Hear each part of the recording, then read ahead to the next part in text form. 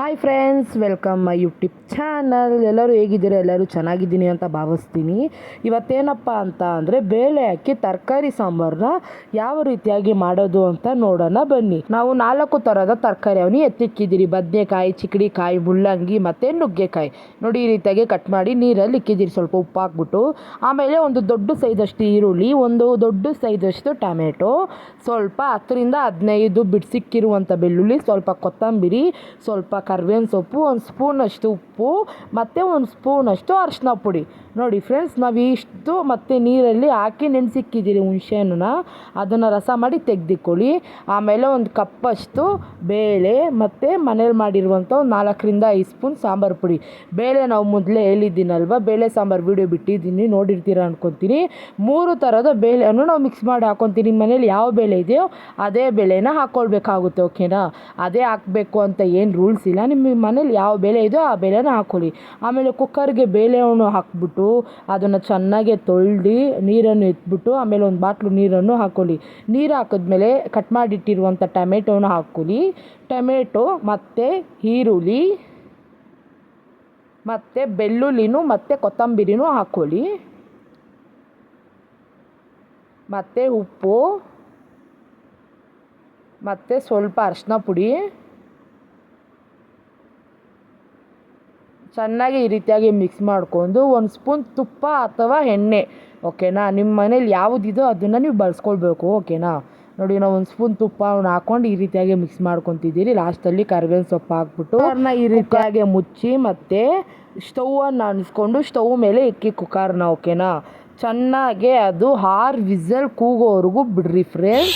ನೋಡಿ, 6 ವಿಸಿಲ್ ಕೂಗಲಿ ಚೆನ್ನಾಗಿ. ಆಮೇಲೆ ನೋಡಿ, ಈ ರೀತಿಯಾಗಿ ಬೆಂದೋಗಿರುತ್ತೆ ಟೊಮೆಟೊ, ನಾವು ಹಾಕಿರುವಂಥ ಎಲ್ಲನೂ ಬೆಂದೋಗಿರುತ್ತೆ. ಈ ಥರ ಮತ್ತನ್ನು ತೊಗೊಂಡು ಈ ರೀತಿಯಾಗಿ ಮಸಿದ್ಕೊಳ್ರಿ ಚೆನ್ನಾಗಿ ಆದಮೇಲೆ ಸ್ವಲ್ಪ ನೀರನ್ನು ಹಾಕ್ಕೊಳ್ಳಿ ಅದರಲ್ಲೇ.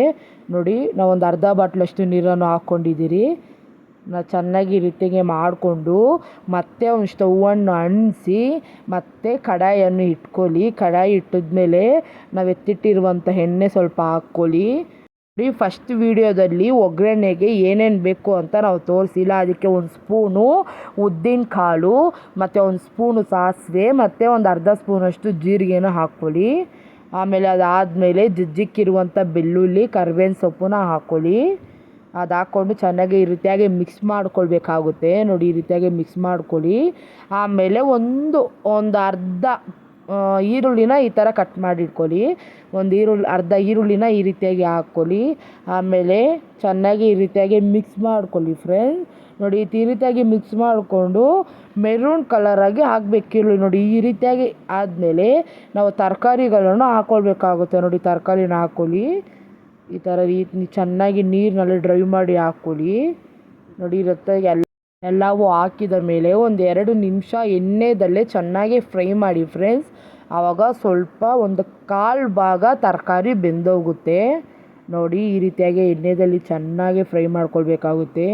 ತುಂಬಾ ಸಖತ್ತಾಗಿರುತ್ತೆ ಫ್ರೆಂಡ್ಸ್. ನಮ್ಮ ಸ್ಟೈಲಲ್ಲಿ ಮಾಡಿರುವಂಥ ತರಕಾರಿ ಸಾಂಬಾರು ಟ್ರೈ ಮಾಡಿ, ಓಕೆನಾ? ಇದಾದಮೇಲೆ ನಾವು ಎತ್ತಿಟ್ಟಿರುವಂಥ ಉಪ್ಪನ್ನು ಹಾಕ್ಕೊಳ್ಬೇಕಾಗುತ್ತೆ. ನೋಡಿ, ಉಪ್ಪನ್ನ ಹಾಕ್ಕೊಳ್ಳಿ. ಉಪ್ಪು ಹಾಕ್ಕೊಂಡ್ಮೇಲೆ ಅರಿಶಿನ ಪುಡಿನ ಹಾಕ್ಕೊಳ್ಳಿ. ಅದಾದಮೇಲೆ ಚೆನ್ನಾಗಿ ಫ್ರೈ ಮಾಡ್ಕೊಳ್ಬೇಕು ಮತ್ತೆ ನೀವು ಎಣ್ಣೆಯಲ್ಲಿ. ಈ ರೀತಿಯಾಗಿ ಚೆನ್ನಾಗಿ ಫ್ರೈ ಮಾಡಿಕೊಂಡ್ರೆ ಅರ್ಧ ಬೆಂದೋಗುತ್ತೆ, ಓಕೆನಾ? ಹೇಳ್ಬೇಕಂದ್ರೆ 70% ಬೆಂದೋಗುತ್ತೆ ಫ್ರೆಂಡ್ಸ್ ತರಕಾರಿ ಇದರಲ್ಲಿ.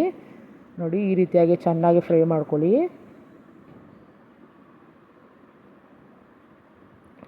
ಇಡ್ಲಿಗೆ ಮತ್ತು ದೋಸೆಗೆ, ಬಿಸಿ ಬಿಸಿ ಅನ್ನಕ್ಕೆ ಸೂಪರಾಗಿರುತ್ತೆ. ಚಪಾತಿಗೂ ಕೂಡ ಚೆನ್ನಾಗಿರುತ್ತೆ ಈ ಸಾಂಬಾರು. ಟ್ರೈ ಮಾಡಿ ನೋಡಿ. ಆಮೇಲೆ ನಾವು ಎತ್ತಿಕ್ಕಿರುವಂಥ ಸಾಂಬಾರು ಪುಡಿನ ಹಾಕ್ಕೊಂಡು ಈ ರೀತಿಯಾಗಿ 2 ನಿಮಿಷ ಕಾಲ ಮಿಕ್ಸ್ ಮಾಡ್ಕೊಳ್ಳಿ. ಎಣ್ಣೆ ಬಿಡಬೇಕು. ಎಣ್ಣೆ ಬಿಡೋ ತನಕ ಮಿಕ್ಸ್ ಮಾಡಿಕೊಂಡು ಆಮೇಲೆ ನಾವು ಬೇಳೆನ ಈ ರೀತಿಯಾಗಿ ಮಾಡಿ ರೆಡಿಯಾಗಿ ಇಟ್ಟಿದ್ದಲ್ವ, ಬೇಳೆನ ಹಾಕ್ಕೊಳ್ಳಿ. ಬೇಳೆನ ಹಾಕ್ಕೊಂಡ್ಮೇಲೆ ನಿಮಗೆ ಎಷ್ಟು ಗಾತ್ರಕ್ಕೆ ಬೇಕೋ ಅಷ್ಟು ನೀರನ್ನು ಹಾಕ್ಕೊಳ್ಳಿ. ನೋಡಿ, ನಾವು ಸ್ವಲ್ಪ ಹಾಕ್ಕೊಂಡಿದ್ದೀನಿ. ಮತ್ತು ನಾವು ಹುಣ್ಸೆಹಣ್ಣು ರಸ ಬೇಕೋ ಹಾಕಬೇಕಲ್ವಾ, ಹುಣ್ಸೆಹಣ್ಣು ಬೇರೆ ಹಾಕಬೇಕು. ಅದಕ್ಕೋಸ್ಕರ ನೀರನ್ನ ನಾವು ಹಾಕ್ಕೊಂಡಿದ್ದೀರಿ. ನೀರನ್ನ ಹಾಕ್ಕೊಂಡ್ಮೇಲೆ ಈ ರೀತಿಯಾಗಿ ಕೊದಿಯೋಕ್ಕೆ ಬಿಡಿ. ಕೊದಿಯುವಾಗ ಏನಾಗುತ್ತೆ ಅಂದರೆ ಚೆನ್ನಾಗಿ ತರಕಾರಿ ಎಲ್ಲನೂ ಬೆಂದೋಗುತ್ತೆ ಫ್ರೆಂಡ್ಸ್. ಹುಣ್ಸೆಹಣ್ಣು ರಸನ ಮಾತ್ರ ಇವಾಗ ಹಾಕಬಾರ್ದು ನೀವು. ಹುಣ್ಸೆಹಣ್ಣು ರಸ ಆಮೇಲೆ ಹಾಕ್ಬಿಟ್ರೆ ತರಕಾರಿ ಬೆಂದೋಗಲ್ಲ. ಅದಕ್ಕೋಸ್ಕರ ನೋಡಿ, ಎಲ್ಲ ತರಕಾರಿ ಎಲ್ಲ ಬೆಂದಾದಮೇಲೆ ಹುಣ್ಸೆಹಣ್ಣು ರಸನ ಹಾಕ್ಕೊಳ್ಳಿ. ಸ್ವಲ್ಪ ನೀರನ್ನು ಹಾಕ್ಕೊಳ್ಳಿ. ಇವಾಗ 1 ಕಪ್ಪಲ್ಲಿ ನೀರು ಹಾಕಿ ನೆನೆಸಿಕ್ಕಿದ್ದೀರಾ ಅಂದರೆ 2 ಕಪ್ಪಷ್ಟು ನೀರನ್ನು ಹಾಕ್ಕೊಂಡು ನೀವು ಹುಣಸೆಹಣ್ಣು ರಸನ ಹಾಕ್ಕೊಳ್ಬೇಕಾಗುತ್ತೆ. ತರಕಾರಿ ಎಲ್ಲ ಅವಾಗೇ ನಿಮಗೆ ಮೇಲೆ ಕಾಣ್ತಿತ್ತಲ್ವ ನೋಡಿ, ಆ ರೀತಿಯಾಗಿ ತರಕಾರಿ ಎಲ್ಲ ಮೇಲೆ ಬಂದುಬಿಟ್ರೆ ತರಕಾರಿ ಬೆಂದಿದೆ ಅಂತ ಅರ್ಥ.